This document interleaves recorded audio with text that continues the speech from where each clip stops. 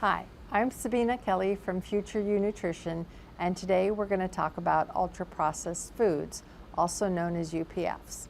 This has been in the news quite a bit lately, and it's a great topic as we kick off the year. We're going to talk about different classifications of foods, how to know and identify what is an ultra-processed food, and some easy swaps for UPFs and ways to reduce your UPF consumption. So in 2009, scientists in Brazil created what they called the NOVA scale, N-O-V-A. This scale allows us to classify foods based on their nutrients and the amount of processing. It has 4 categories: unprocessed or minimally processed, such as fresh fruits, vegetables, meats, and fish; culinarily processed, oils, honey, butter, mayonnaise; processed foods, canned fruits and vegetables, cheeses, frozen foods, and vegetables. And then lastly are ultra-processed foods. Think prepackaged snacks, sodas, cookies, and ready-to-eat meals. So we're going to talk a little bit more in depth about the categories. The first category is pretty easy to understand. Fresh fruits and vegetables, poultry, meat, fish, things that we know and can identify. Hey, this is an apple, it came from an apple tree, right? The second category is what I would call the building blocks of cooking. It's butter, it's mayonnaise, mustard, salt. Could we make our own butter? Absolutely, but no one has the time these days to actually do that. Right? So those are culinarily processed. The third category of food is called processed. And this is foods that have undergone a process, such as canning, freezing, or drying. For example, frozen vegetables are a processed food because they've undergone the process of freezing, but they're still closely related to their original source. Same thing with canning, except we need to be careful with canning. Sometimes sugar is introduced in the canning process, but we can still tell that a canned pear is very closely related to a fresh pear.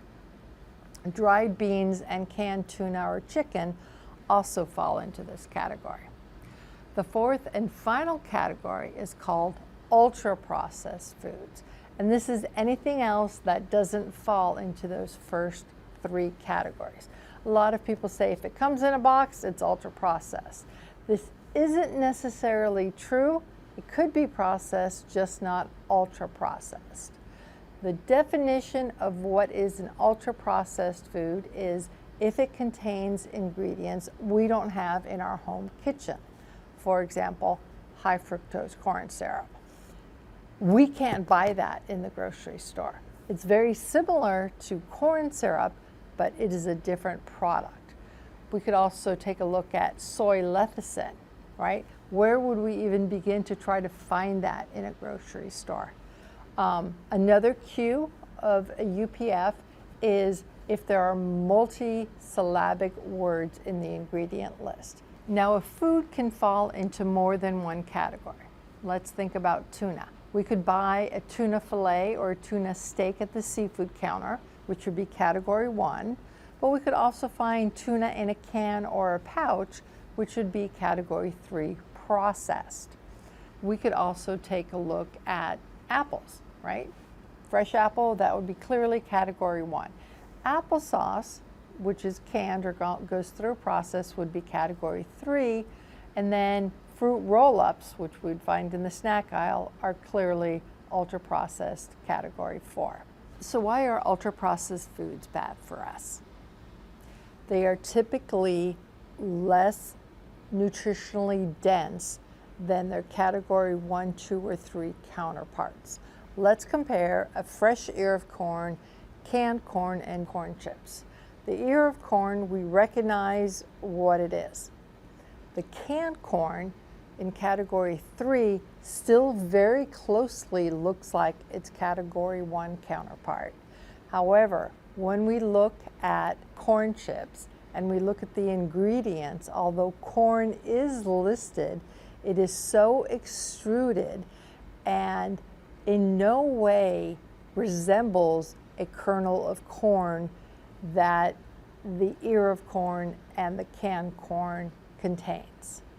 So on your next grocery trip, whether that's virtual or physically in the store, take a moment and look at what's in your shopping cart. How many ultra-processed foods are you consuming?